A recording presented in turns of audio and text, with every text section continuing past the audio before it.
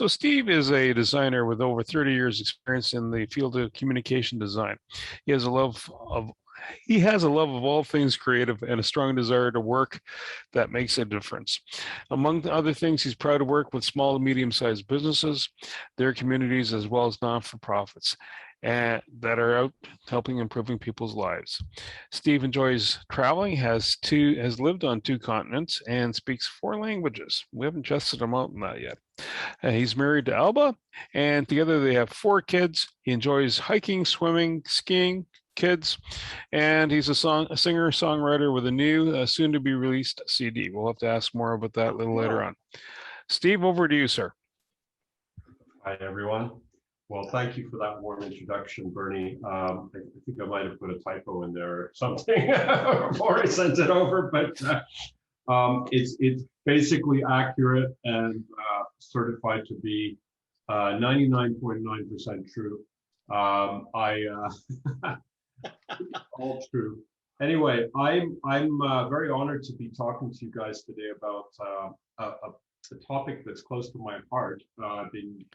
I've been doing this for many years. As mentioned, I graduated from design school in 1988, and I kind of stuck with it for better or worse. I have been passionate about the topic of branding and all that it encompasses. I enjoy, especially working with small to medium-sized businesses and helping them with basically it's related to marketing, of course, closely related to marketing and advertising. Branding is right in there. And I wanted to shed some light on it because it's interesting how the definition of it has evolved over the years. And I thought I'd start actually with a kind of a history of it.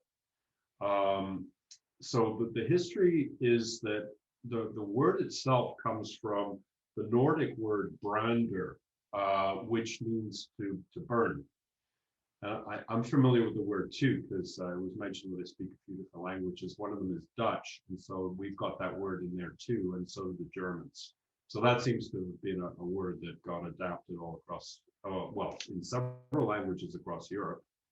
And branding, so branding comes out of that. They used you know, poor animals, of course, but they got an insignia kind of burnt into them, and the farmers would know for sure that that was their cow or pig or whatever, even a horse, I guess. They'd be able to identify all of them with these brands, and true to form, these brands were already kind of had some of the hallmarks of what you want in a good brand. You know, they were simple, easy to identify. You know, they had to keep them simple because of the nature of how it was being done. And in fact, some of those things, the same things that made for a good brand in your livestock, are the same things that still make a good brand today. A good brand should be able to be seen at a small size, should work in one color. And people forget that, they get too fancy with it and all the rest of it. But let me stick to the history here. So I was actually going to show you to share a screen here. Share screen. I think you might have to.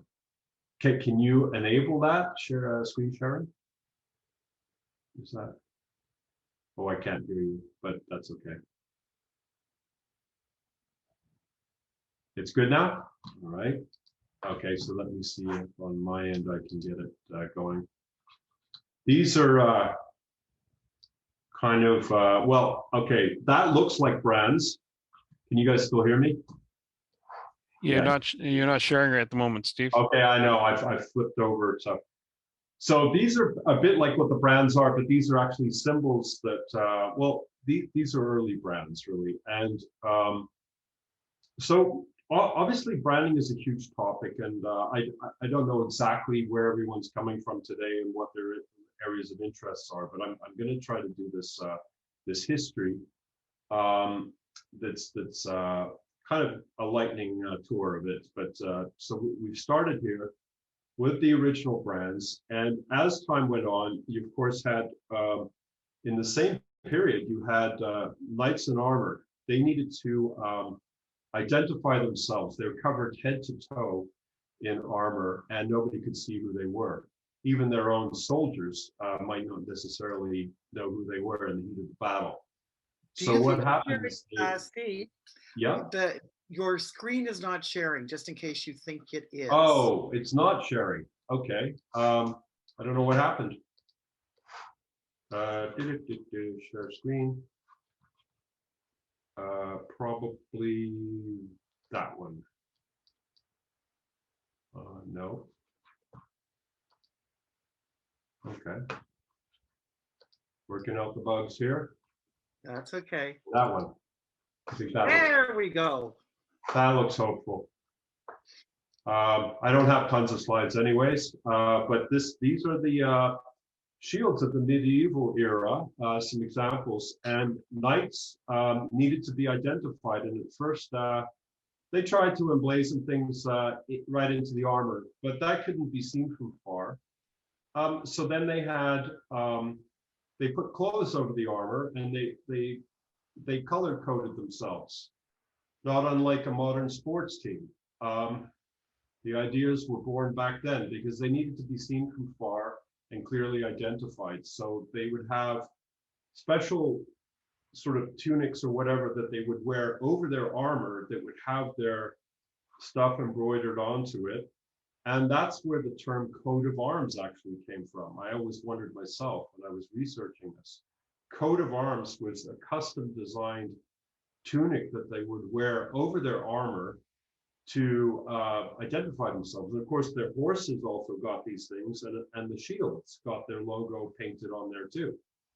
So actually, these knights in armor were early brand designers, I figured out. And it's kind of cool. Also, flags and banners and all of that became big around this time as well. So these things are all kind of interrelated, and all ties back into branding as we go along here. Yeah, and those guilds, right? The other thing was guilds around that time. You had these guilds, and even today, if you go through Europe, they're very proud of these signs still, and they keep them. In fact, I went to, in Austria, I went to the birthplace of Mozart, and I didn't get a picture of it. Unfortunately, in a future presentation, I'm going to try to find a picture I took. I've got it somewhere in my archives of the McDonald's arch. So they had a McDonald's there, and they didn't want them putting their big honking M here. They wanted McDonald's to conform to the look. It was a street looking a lot like this. I don't think it's the same place. This one, I think, is in France. But in any case, it looked like this. And if you could imagine a little gilded gold sign like this one with a McDonald's M in it, you know, it was hilarious. But anyway, point being, these signs were used in Europe and other places, well, mainly Europe, I would say, and kind of came up. They had guild signs and then these store signs, basically.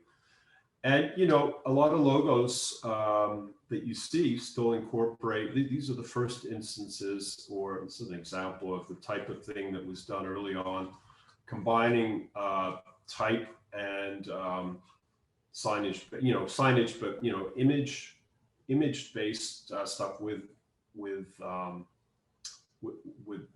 type, basically, combination of type and symbol.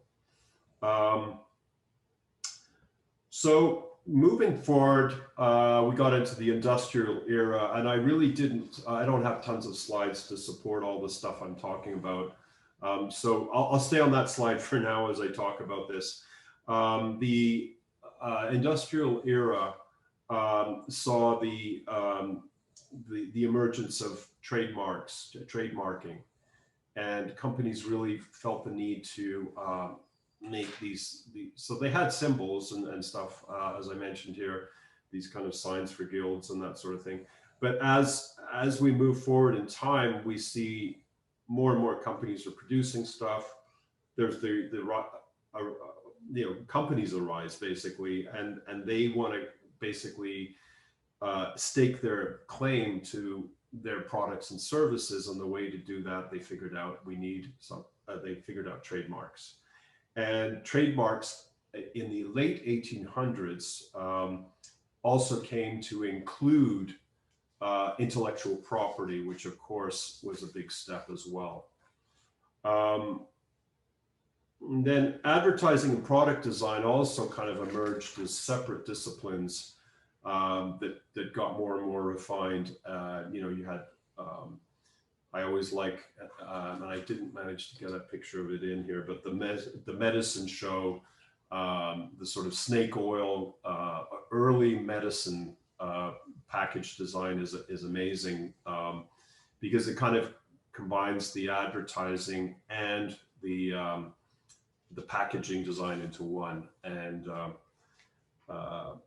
basically, you see the possibility also now that emerges. People can use it for the wrong reasons. The snake oil sellers, the hucksters, and the people who actually use advertising for the wrong reasons starts to emerge here too.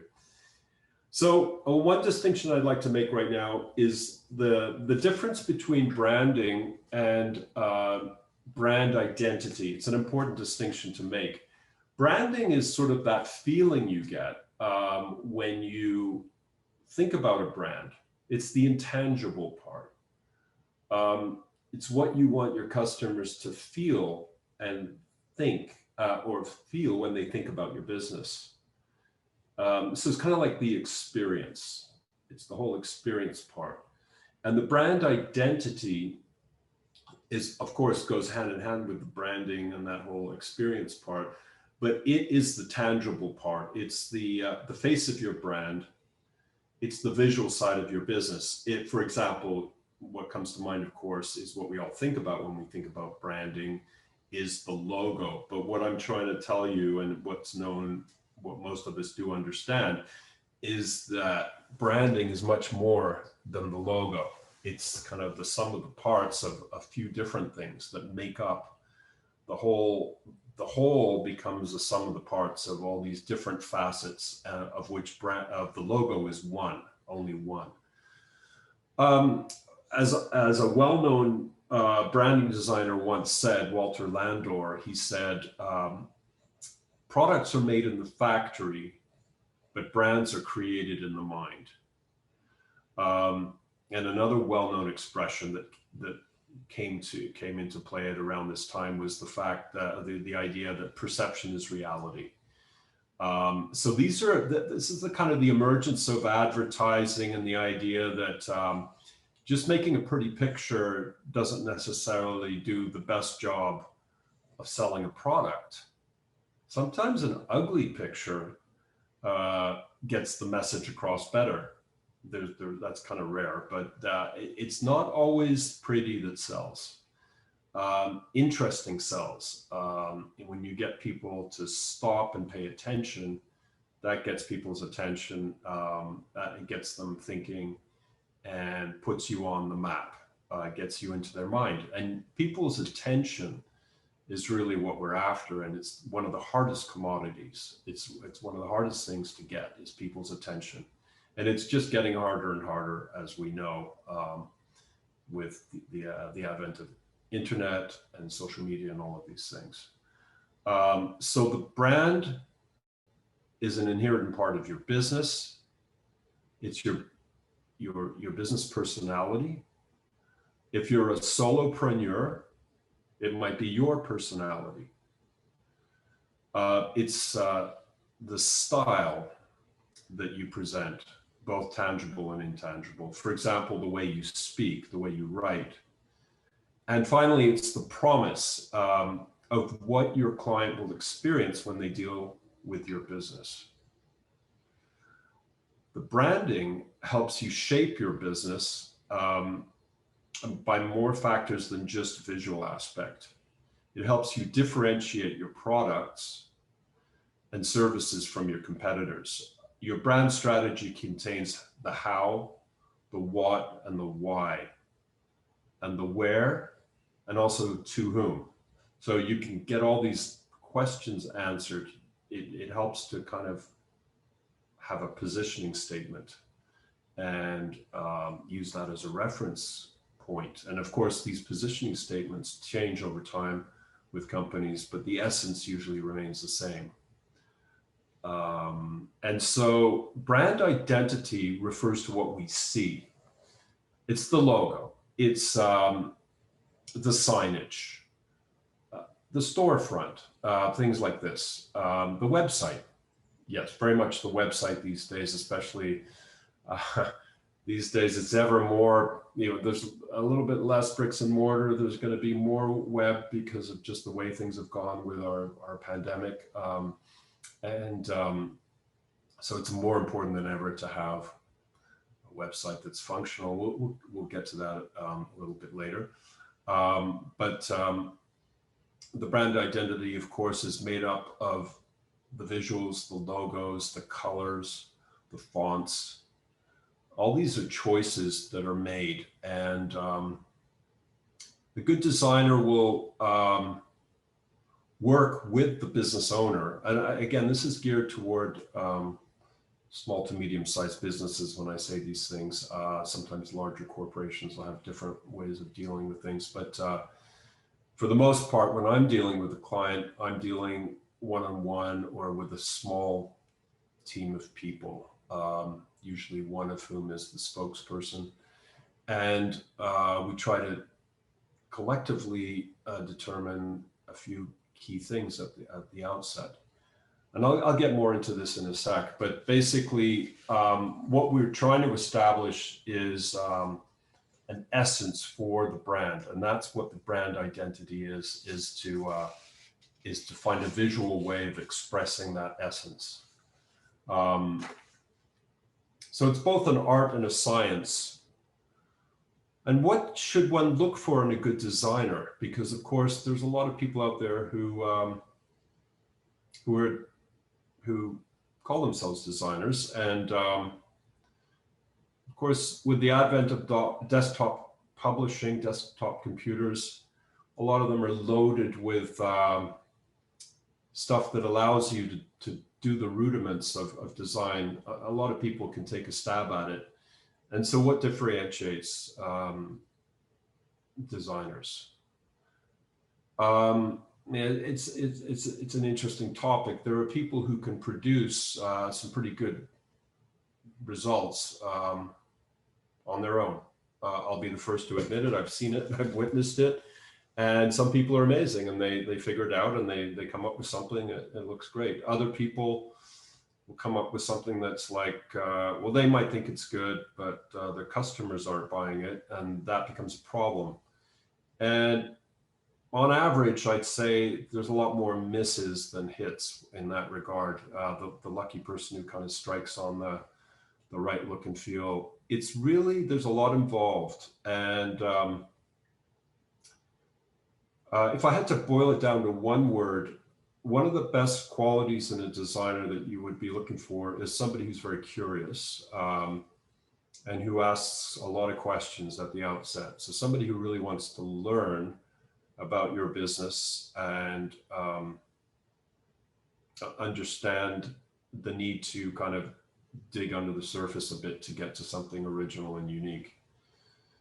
A good designer will bring their life experience to the table. If they've managed to travel and see the world, then inevitably that's going to filter through. If they're well read and aware of trends in different fields, that certainly plays a big role in informing how they approach the subject. And the most enduring designs, fashion is important to a degree. You have to be aware of fashion trends and even fads, and sometimes you can use those to your advantages. But when it comes to branding design, the best logos are the ones that are simple and are not tied to trends. Just think of the Chanel No. 5 bottle. They haven't had to change that. They probably never will. The Tiffany, some of these fashion brands that aren't fussy in their approach, but just have that clean, elegant look. We all understand that those kind of brands stand the test of time.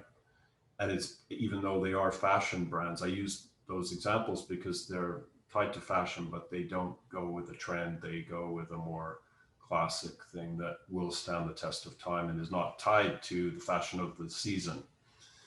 And this is true in a lot of other areas as well. So a designer's role is often to strip back the unnecessary. And the other thing is when you're working with a designer, it's or considering to work with a designer or anyone who's charged with the task of getting a designer, a lot of people will come through referrals, and that's fine. But it's important to look at a designer's portfolio and understand what sort of areas they've done previous work in, who their clients have been, where they've been, what they've done so far, what their track record is basically, and also to see if it clicks with you, you know, because not all designers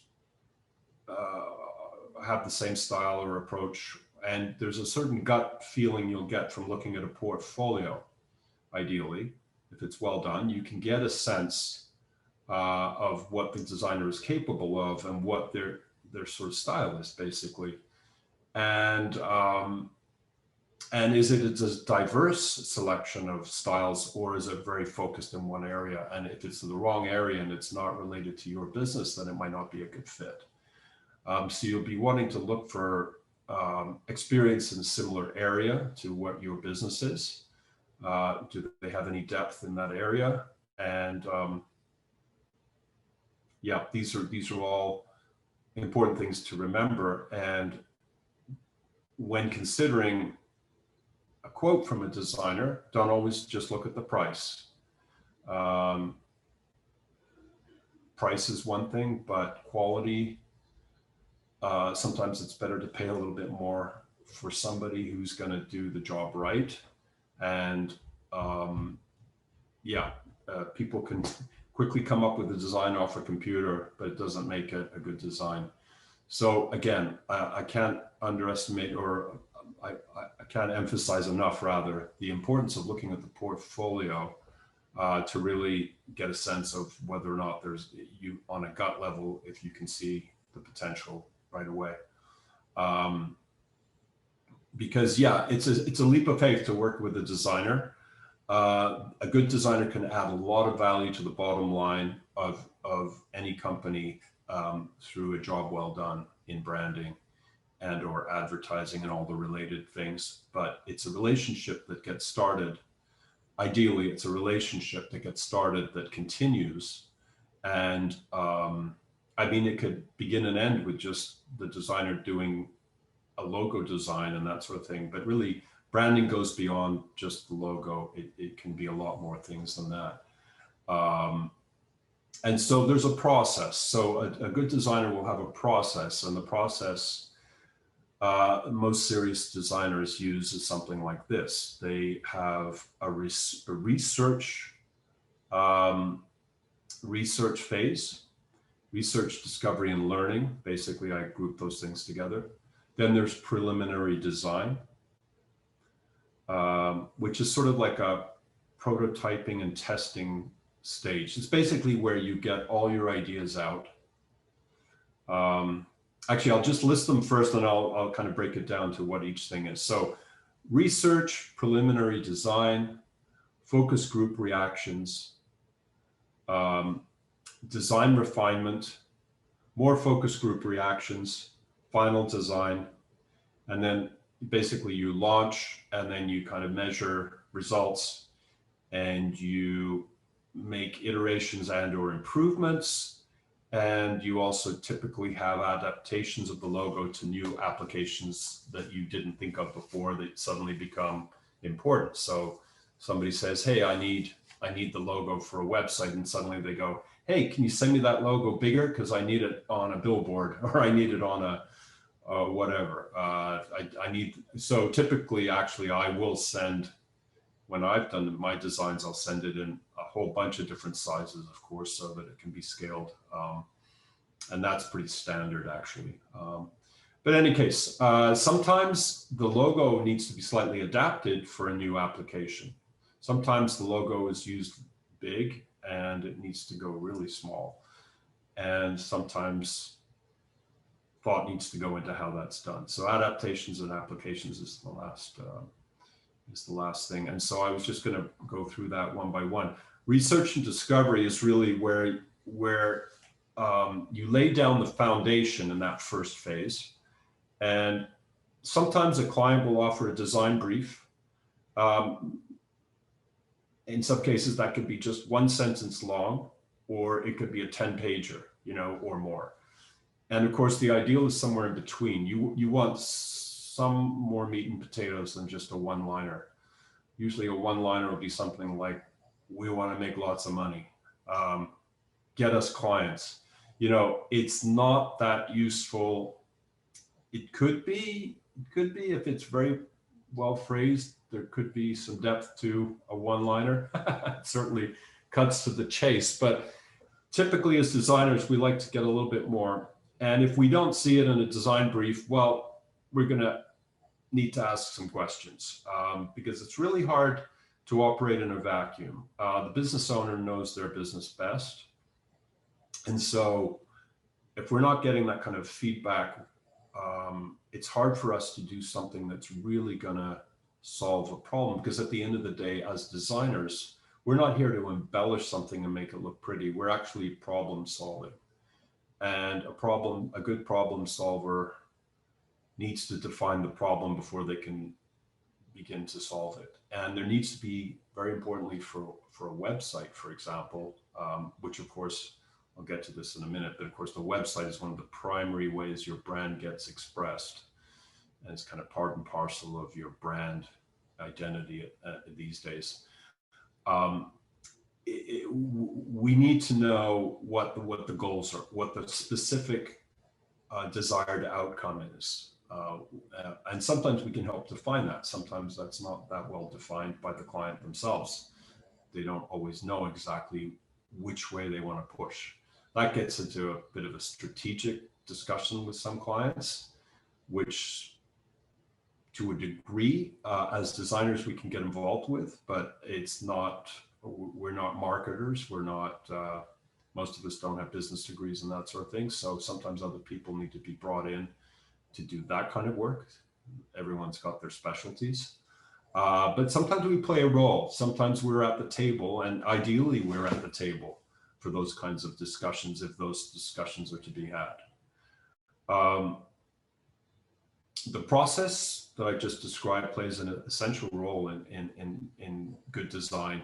If people skip these steps, it gets disappointing. So we get from that learning phase to the preliminary design phase, which is where you get really creative as a designer, and you throw your heart and soul into it. You kind of come up with a million ideas, and you judiciously present those first ideas. You gotta generate a lot of ideas, and then hopefully a few of those initial ideas are really exciting and seem like very valid ideas, and you present those to the client.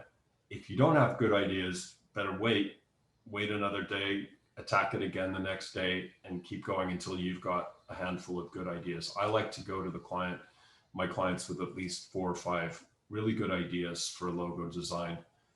They're rough, they're very rough, but they show that there's different possible solutions, and we narrow down from there. So typically a bunch get thrown out. No, I don't like that. No, I don't like that, but this one. And sometimes it's a combination of 2. So I call it focus group reactions. Now, focus group sounds very official and formal and frankly expensive, and would cost you a lot of time and trouble. A focus group can be as simple as 2 people, 3 people. Ideally, you get more than one person giving a reaction, so that you get sort of a sampling, right? Instead of a subjective, it makes it more objective. If you can get 10 or 15 people to weigh in on some logo ideas, that's great. I encourage it. it might make a bit more work for the designer, but the feedback is important. And a good designer will encourage that and not kind of say, no, I don't want to get into that. But as I say, it's more work. Design refinement comes next. So we take those ideas, the ones that seem to be kind of float to the top, get brought forward, they get refined. You go through the whole process again. You present the refined ideas, and hopefully, if things are looking good and people are excited about the way things are moving, you get toward what would be considered a final design. Or let's just call it a final design. Because, yeah, hopefully, usually that works out for me, that at that point, I've got in my hands something that the client's liking and that the feedback is good. So that's where we get to that part where I said adaptations for new applications. That is, that comes after the fact, and that's kind of usually not a big deal, but tends to happen in one form or another. So branding, getting back to the overall picture of branding, of course, with the advent of internet, I've got to mention this. It goes without saying that when we already said, when we're talking about logos, logos only a part of the overall picture. I'm going to take a step back right now, and branding goes deeper than that. And of course, now involves all the stuff that is tied up with social media. Social media came along and kind of blew everything out of the water. We used to have, TV used to be a big deal. And obviously internet blew TV out of the water. And social media in terms of advertising is where all the action is, because it allows you much more measurable results. So you can't have a serious discussion about branding anymore without talking about how branding happens on social media. And I'm not going to go exhaustively into this because it's a huge topic, and I know that, you know, I've probably used up a lot of my time here.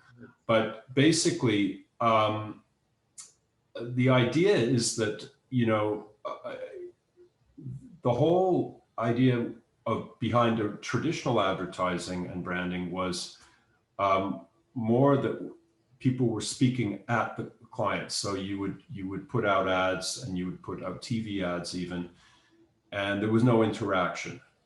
So you would take your best guess at what you thought your target audience, you would have a general idea of what your target audience would want to see, and you would project that out. That would be basically pushed out to them.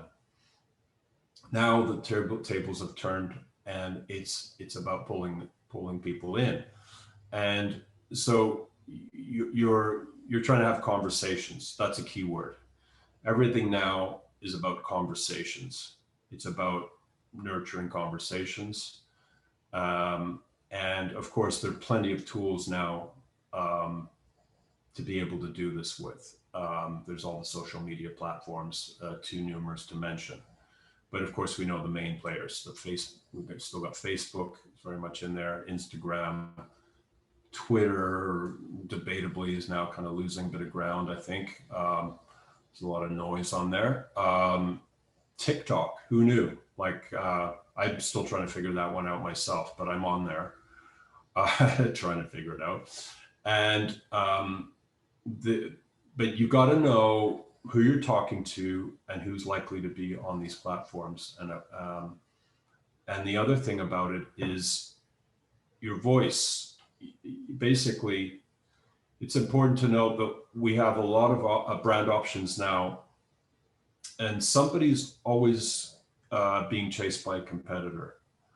So it's harder to stand out, but the way you can stand out is by developing your authentic voice. So every business has a voice. If you listen carefully, every business has a voice. And if you can't hear it, you got to kind of step back and see if you can find it. You got to find the authentic voice. A corporation can't have a voice really because it's a non-entity, but a business is like a family, and it can have a voice, and it needs to the authentic voice has to come through in order to connect with people and have real conversations. So I know I really switched gears here because we're now talking social media, and it's amazing though that really that has become much more powerful than everything else, right? It's really so much about connecting with people, and you know, we've got this technology now to really help brands stand out. And basically, if things keep going the way they are, you're going to see this shift is just going to get bigger and bigger. And the companies that don't kind of keep up with this trend and realize, you know, the ones that are still in silos and kind of in their own headspaces where they're not connecting are the ones that are going to lose out. It's this authentic voice that is key to the whole thing in branding these days. You still need things to look good. They need to look presentable. All of these things are important. One thing I like to talk about a lot in this regard is when you have a, yeah, am I getting to the tail end of my time? Getting to the end, but would you mind not sharing your screen anymore so we can actually see a larger view of Oh, you? thank you. Yeah, And I forgot about that. I forgot completely. And I know, so it's kind of, and yeah, we'll be wrapping it. I'm a Just bit so tired of that image. Getting near the end, but it was just kind of like, stop share. Yeah. Yeah. All right. Thanks, Steve. I'm living and learning just like the rest of us. There right? we go. Yeah. Okay. Here That's we go. okay. Okay. Well, I hope that's an improvement. I don't know. Maybe that picture was better. So here I am, and I was just going to say that getting that authentic voice, getting your image on screen is important too, by the way, which we just realized there. And so the authentic voice has to come through, and you have to kind of work to find that. I mean, for myself, I'm finding that talking about the stuff I do on the side helps with my main business because it's sometimes related. I'm quite keen on music, and I actually did my first jingle this year as well, which is interesting. I always thought, okay, I'm going to keep music and design separate, but there are overlaps. And what's interesting is that the people who like music, well, a lot of designers, first of all, are musicians as well. So there's cross-fertilization there. And so I find sometimes combining the ideas that way is interesting. So you can bring aspects of your personal life into, especially as a small business owner. Again, this is kind of focused more toward the smaller business people. But basically, this idea of melding the two is very much where things are at. It seems to be very much what the mindset is right now. And I just see it increasing. So probably I'm going to conclude it on that note. I could have said more, I could have done more, but I think this kind of wraps up what I can say for today.